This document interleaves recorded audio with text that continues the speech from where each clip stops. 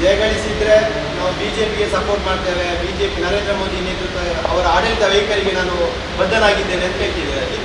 ಇಲ್ಲಿ ನಿಮ್ಮವರೇ, ಇಲ್ಲಿ ಬಿಜೆಪಿ ಪಕ್ಷದವರೇ ನಿಮ್ಮ ಹಳೆಯ ಕೇಸುಗಳನ್ನು, ಹಳೆಯ ಪ್ರಕರಣಗಳನ್ನು ತೆಗೆದುಕುವ ಪ್ರಯತ್ನ ಮಾಡ್ತಾ ಇದ್ದಾರೆ. ಇದರ ಬಗ್ಗೆ ನಿಮ್ಮ ನಿರ್ಧಾರ ಏನು ಸರ್? ಈ ಚುನಾವಣೆ ಸಂದರ್ಭ, ಅದು ಚುನಾವಣೆ ಬಿಟ್ಟಲ್ಲ, ಚುನಾವಣೆ ಸಂದರ್ಭ.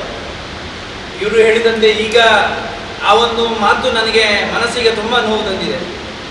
ನಾನು ಸಂಘಟನೆಗೋಸ್ಕರ, ಪಕ್ಷಕ್ಕೋಸ್ಕರ ಕೇಸನ್ನು ಹಾಕಿಕೊಂಡಿದ್ದೇನೆ ಹೊರತು ವೈಯಕ್ತಿಕವಾಗಿ ನನ್ನ ಮೇಲೆ ಯಾವುದು ಕೇಸಿಲ್ಲ.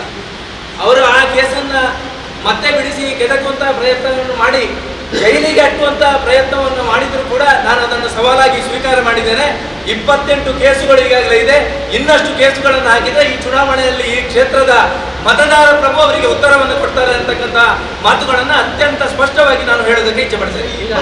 28 ಕೇಸುಗಳು ಯಾವುದಕ್ಕೆ ಸಂಬಂಧಪಟ್ಟದ್ದು? ಹಿಂದುತ್ವ ಅಥವಾ ಗೋ ಸಂರಕ್ಷಣೆ ಅಥವಾ ಕಾರ್ಯಕರ್ತರ ಮೇಲೆ ಅಂತದಕ್ಕೆ ಬೇರೆ ಏನಾದ್ರು? ಲವ್ ಜಿಹಾದಿನ ಹೆಸರಲ್ಲಿ ಇರ್ಬೋದು, ಗೋಹತ್ಯೆಯ ವಿಷಯದಲ್ಲಿ ಇರ್ಬೋದು, ನಮ್ಮ ಧರ್ಮಕ್ಕೆ ಅಪಚಾರವಾದಂತಹ ಸಂದರ್ಭದಲ್ಲಿ ಇರ್ಬೋದು, ಪಕ್ಷಕ್ಕೆ ಪೂರಕವಾಗಿರತಕ್ಕಂಥ ಕೆಲಸ ಕಾರ್ಯವನ್ನು ಮಾಡುವಂತಹ ಸಂದರ್ಭದಲ್ಲಿ ಆಗಿದೆ ಹೊರತು ವೈಯಕ್ತಿಕವಾಗಿ ನನ್ನ ಮೇಲೆ ಯಾವುದೂ ಕೇಸು ಆಗಿಲ್ಲ. ಸುದ್ದಿ ಚಾನಲ್, ಕ್ಷಣ ಕ್ಷಣದ ಸುದ್ದಿಗಾಗಿ.